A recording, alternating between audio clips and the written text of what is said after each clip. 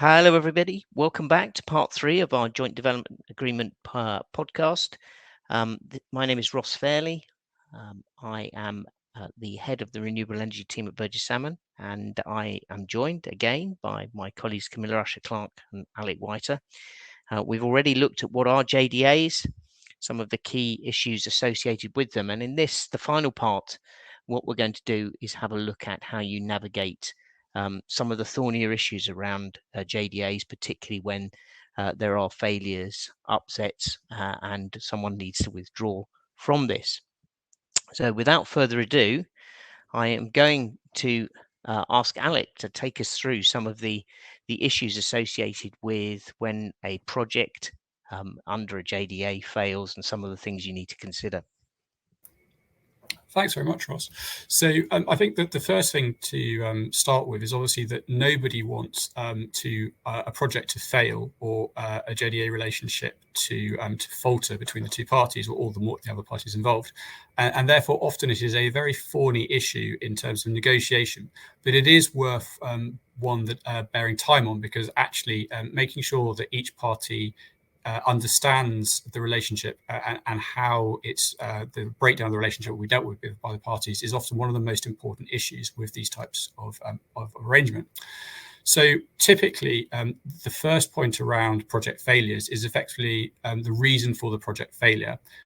And therefore the consequences of it. So often we'll find that there are a number of reasons why a project fails, but primarily it's because either one or both parties don't think that project is going to be successful, either because a key consent's not being obtained or because the costs of developing that project have exceeded potentially the applicable budget.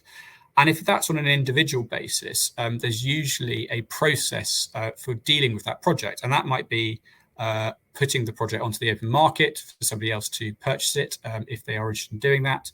It might be that if one party doesn't wish to develop that project, but another party within the joint development arrangement still does, that the party that still does wish to develop that project can acquire that project either out of the joint development vehicle or from another entity and develop that project on its own. But that then obviously leads to conversations around, the reimbursement of potentially shareholder loans in respect to that project and other costs that have been sunk in respect to it.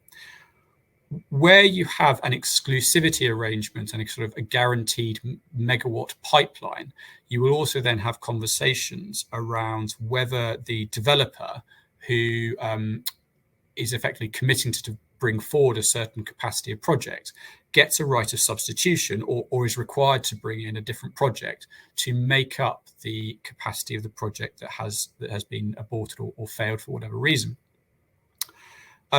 You might also then have a situation in which more widely the relationship of the parties has broken down, and therefore there is a general exit or process in relation to each individual project that's the subject of the joint development arrangements and how each of those projects will be dealt with, which again gives rise to a number of interesting scenarios, again contingent on the type of joint development between the parties, around effectively whether one party should then take on all of the projects and develop them and effectively gets to take them for free, contingent on the type of default potentially that's led to that situation arising, or whether the parties have become silent partners. So if one of them is in breach of the agreement, it still remains as involved in the projects from a returns perspective, but doesn't have any right in the decision-making process of that project going forward, and its returns might be diluted over time as a result of the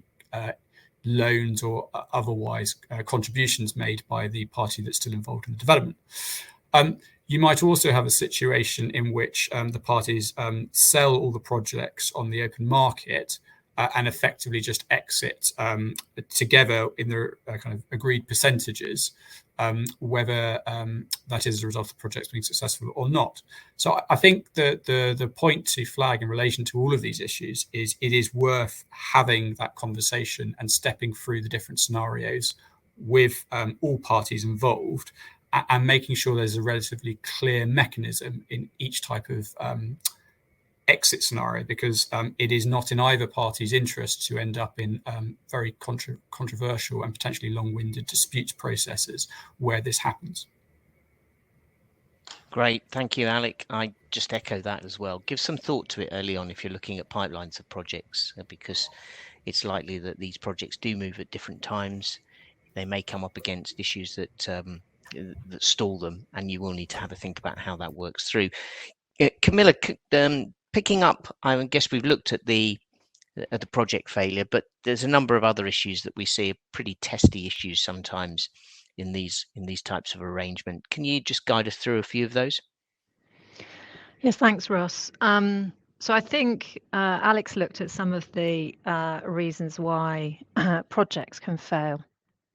I'd like to focus a bit more on the sort of relationship challenges, and often these can have nothing to do with the development of the projects per se. It can come from something as innocent as one of the venture partners having been taken over by a competitor of the other, for instance, which can put pressure on the relationship. It might be that the individual personnel at one of the parties has changed, and there's a relationship clash.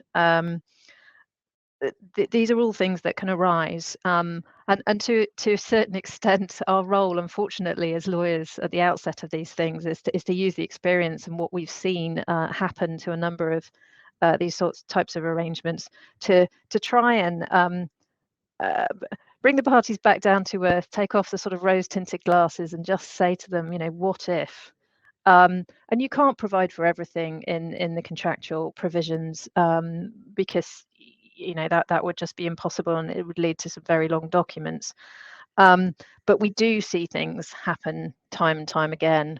So Alex already mentioned the idea that perhaps one party wants to sell out, or has a different view on the development of the projects to the other one. And we do look at provisions, particularly in corporate arrangements, for things like deadlock. We look at bringing in the idea of reference to an expert, or mediation, or even arbitration. So there are mechanisms that we can deploy to try and ease the situation when these sorts of things arise. You also need to think about what happens if the JDA relationship breaks down. What happens to all the peripheral arrangements that you might have put in place? So if one of the parties is successfully providing O&M services to part of the now built out portfolio, if the JDA fails, what happens to that arrangement? Do you provide up front that you want a clean break and there's co-termination of all arrangements between you, or do you you at least have the possibility of a break point if that happens, or do you leave things so that they can remain in place? So lots of different things to think about, and it usually plays down to the dynamic of the parties and the arrangement that's on the table and what we're trying to put in place for people. But we have, as I say, we've seen an awful lot of different situations arise. That said, there are a very large number of JDAs that move forward incredibly successfully, and that have been used to really accelerate the net zero transition. So they're definitely a great thing for people to be thinking about, and I think there are still a lot of opportunities out there for people to tie up and enter into JDAs. Absolutely, couldn't agree more. So look, thank you very much, both Camilla and Alec, for some really useful insights over the series of these 3 sessions on JDAs. I suppose just moving to some concluding thoughts and my chair's prerogative, I just echo what Camilla said. These things can work really, really well, and they're great for securing a future pipeline of projects. We are seeing them more and more. Bear in mind at the outset that this is all around a relationship with a counterparty, and a strong relationship will mean that there's a much better chance of the projects and this pipeline succeeding and the joint development agreement succeeding. Go into that with a spirit of cooperation, a a meaningful sense that you're prepared to compromise on things and find way throughs some of the inevitable challenges that you will face. I think one of the things we addressed in the very first session we did on this is, what does everyone want from the JDA will dictate how complicated it is. Over the course of the 3 sessions, we've heard about some of the issues that can arise, but they don't all need to arise, and they can be relatively simple documents if that's the way you want to progress. Clearly, if they're more on the simple side, then you have to have a feel for a greater relationship with your counterparty and an ability to compromise and work through things as they arise. But these types of arrangement can be at all ends of the scale, if that makes sense. We've mentioned a few times that you can't cover all bases. Doesn't matter how complicated and how long you make a JDA, you won't be able to cover all bases. You can't legislate for everything, and everyone needs to accept that.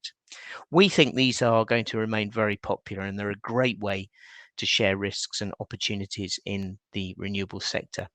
And with that, thank you very much for listening. Again, thank you, Camilla and Alec.